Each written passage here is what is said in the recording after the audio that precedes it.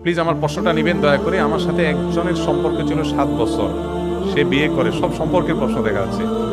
7 বছর সে বিয়ে করে নিয়েছে আমাকে না জানাই। আমার সাথে তার তেমন কোনো ঘনিষ্ঠ সম্পর্ক ছিল না।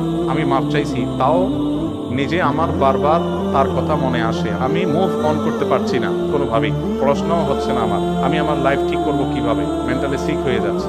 এরকম অনেকেই প্রশ্ন করেন। যদি এরকম কারোর ছ্যাঁকা খাওয়ার রেকর্ড থাকে, তাদেরকে আমি বিনয়ের সাথে বলবো, যাকে আপনি ভুলতে পারছেন না, আপনার এই সরলতা দেখে আমার করুণা হয়, আমার মায়া হয়।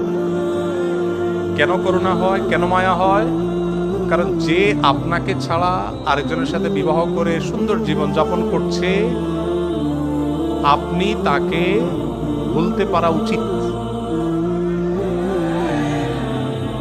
কারণ আপনার যাকে প্রয়োজন হয় নাই, এটা জানার পর আপনার বোঝা উচিত যে আপনি ভুল জায়গায় ছিলেন।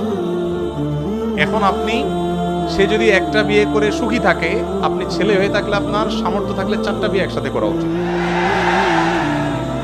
যাতে তার কাছে প্রমাণ করা যায় যে তুমি যদি আমার ছাড়া সুখী থাকতে পারো, তোমার চাইতে আমি বেশি সুখী হব। এটা হলো বেটাগিরি।